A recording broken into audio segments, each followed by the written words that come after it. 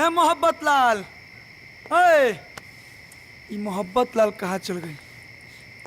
बुझाता पिए चल गई साला। पार्टनर पार्टनर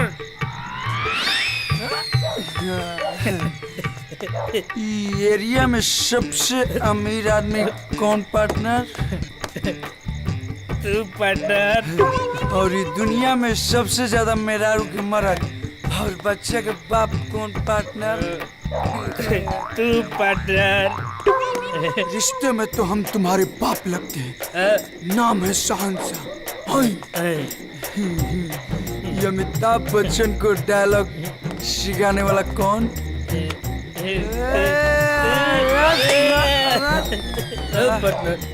थोड़ा चढ़ गया और ऊपर से भीतर भर गई बा, वो नीचे से निकले के कहा था। जाओ जाओ, ये इमरजेंसी चीज है, इसको रोकने का नहीं। जाओ। Yes partner, I am जाइंग partner. आजा खोलले बानी कुरुता। अरे कौन है? साली के घर वाली पार्टनर।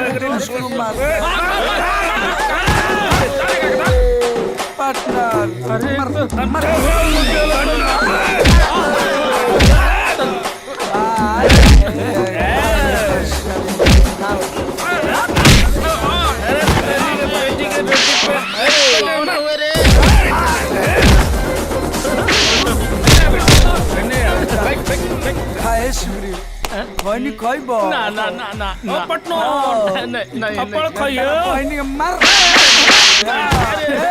एक्शन में हो गया, डांस हो रहा है। अरे तेरे भाई के लाइक किया पार्टनर। जहिया से सोइया छोड़ी के कोई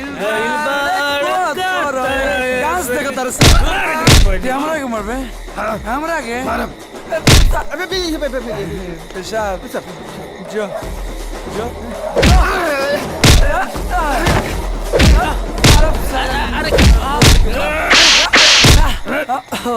पैंट लगा रे पार्टनर। काम तमाम सा मार दिया पार्टनर सबको, मार दिया, जीत का झंडा गाड़ दिया पार्टनर। तनी घर के ध्यान रखिया, सब कुछ ध्यान से करिया। हाँ माई तनी जल्दी आ जाइए। अमर कहाँ बाड़े? उस सूतल बाटे। अच्छा, लेकिन तू तैयार होके कहाँ जाता है?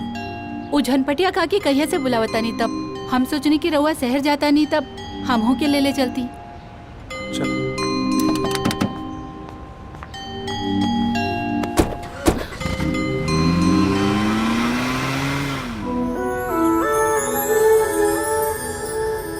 मौका अच्छा बा प्यार और इजहार करे के।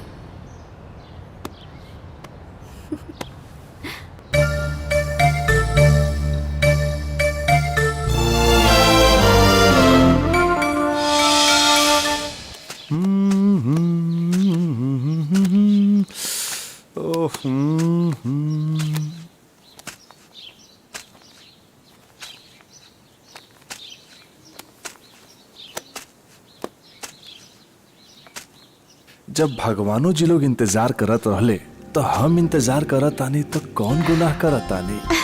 कुछ इंतजार गुनाह ही होला। सॉरी। आ गए नहीं आप। सॉरी के कोनो जरूरत नहीं है, ये उम्र में सब जायज होला। यही उम्र में कुछ लोग बात छुपा लेला, जेकर पछतावा सारी उम्र होला। देखिए, आप जे कहता नहीं बात हमरा हाफ समझ में आवता, खुल के बताई जो फुल समझ में आओ। किताब बदला गईल रहल, उहे देवे खातिर बुलावनी हा। ले।